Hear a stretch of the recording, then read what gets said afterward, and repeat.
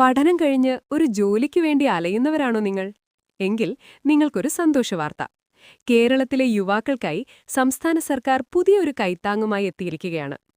മുഖ്യമന്ത്രിയുടെ connect to work പദ്ധതിയുടെ പുതുക്കിയ മാർഗരേഖയ്ക്ക് ഇപ്പോൾ മന്ത്രിസഭ അംഗീകാരം നൽകിയിരിക്കുകയാണ്. എന്താണ് ഈ പദ്ധതി എന്നല്ലേ? ചുരുക്കത്തിൽ പറഞ്ഞാൽ, നിങ്ങളൊരു ജോലി കിട്ടാനായി ഏതെങ്കിലും സ്കിൽ കോഴ്സുകൾ പഠിക്കുകയോ അല്ലെങ്കിൽ PSC, ബാങ്ക്, റെയിൽവേ തുടങ്ങിയ മത്സര പരീക്ഷകൾക്കായി തയ്യാറെടുക്കുകയോ ചെയ്യുന്നവരാണെങ്കിൽ നിങ്ങൾക്ക് പ്രതിമാസം 1000 രൂപ വീതം സ്കോളർഷിപ്പായി ലഭിക്കും.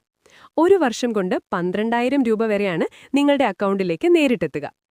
പഠനം കഴിഞ്ഞ് വീട്ടിലിരിക്കുമ്പോൾ ചെറിയൊരു വരുമാനം പോലും വലിയ ആശ്വാസമാണെന്ന് നമുക്കറിയാം.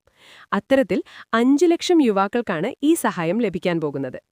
18 മുതൽ 30 വയസ്സുവരെ പ്രായമുള്ള, കുടുംബ വരുമാനം 5 ലക്ഷത്തിൽ താഴെയുള്ള ഏതൊരു മലയാളി യുവാവിനും ഈ പദ്ധതിയുടെ ഭാഗമാകാം. +2, ITI, ഡിപ്ലോമ അല്ലെങ്കിൽ ഏതെങ്കിലും ബിരുദം കഴിഞ്ഞവർക്ക് ഇതിനായി അപേക്ഷിക്കാം. ഇതിനോടകം തന്നെ 10,000-ഓളം പേർക്ക് ഈ സ്കോളർഷിപ്പ് അനുവദിച്ചു കഴിഞ്ഞു. തുക അക്കൗണ്ടുകളിലേക്ക് എത്തിത്തുടങ്ങിയിട്ടുണ്ട്. അപേക്ഷിക്കാൻ ഒട്ടും വൈകിക്കേണ്ട. എംപ്ലോയ്മെന്റ് വകുപ്പിന്റെ എംപ്ലോയ്മെന്റ് പോർട്ടൽ വഴി നിങ്ങൾക്ക് വീട്ടിലിരുന്ന് തന്നെ അപേക്ഷ സമർപ്പിക്കാം.